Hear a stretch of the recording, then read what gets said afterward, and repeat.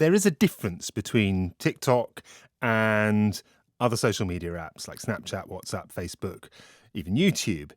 Its owner, ByteDance, is a Chinese company. And so TikTok has become caught up in geopolitics in a way that people dancing in their bedrooms in front of their phones could never imagine. Emily Taylor is an Associate Fellow at the Royal Institute of International Affairs and editor of the Journal of Cyber Policy. Good afternoon. Good afternoon. Emily, let me just clear up this question of whether or not TikTok, the app, rather than ByteDance, the owner, is Chinese. Is TikTok Chinese in your eyes? TikTok is owned, as you say, by ByteDance, a Chinese company, but it's based in the US.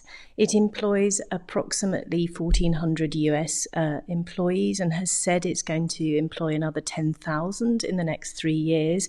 So to all intents and purposes, it looks American, but it is owned by a Chinese company. Okay, now it's had to give a series of guarantees about where the data that it gathers, which of course many social media apps gather from phones, where that data ends up. And this is particularly over concerns that it might end up in China, something it has very strenuously denied. If you believe all of those, then what are you left with in terms of President Trump's declaration that he's going to ban it? Is this, in your eyes, an extension of this ever-chilling Cold War between US and China?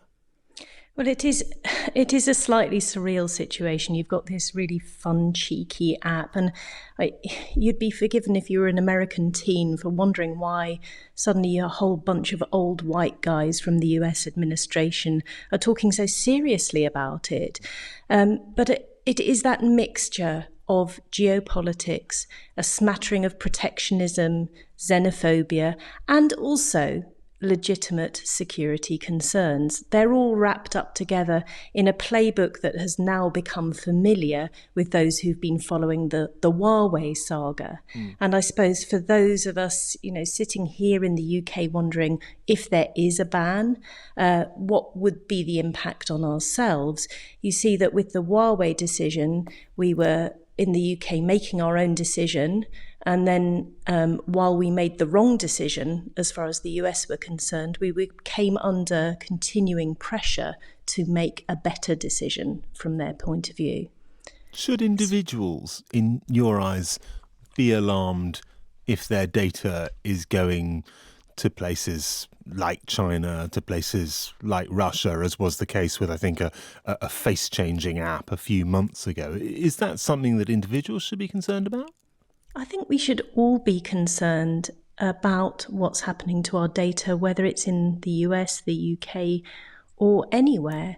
That one of the problems that we have here is that all of these free-to-use apps and platforms, Facebook, Twitter, and to some extent TikTok, they all have extremely extensive collection and sort of processing of data and sharing of that data. I mean, the TikTok terms specifically call out an entitlement for TikTok to share data with its parent company.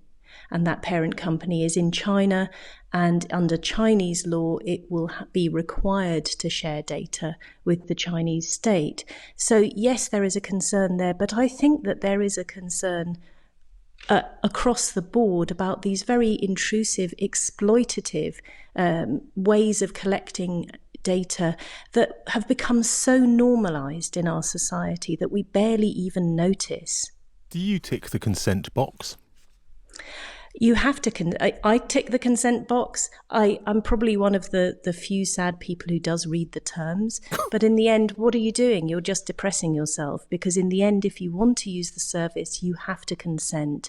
And the genuine level of how freely given that consent is really open to question, because if the only option you have is not to use the service, then that really isn't, in my opinion, a freely given consent. Now, funnily enough, TikTok does unusually allow its users to opt out of personalised advertising. That's quite unusual in today's market. Okay. But but it does. It doesn't say that it won't process and collect the data. OK. Emily Taylor, thank you. Emily Taylor from the Royal Institute of International Affairs.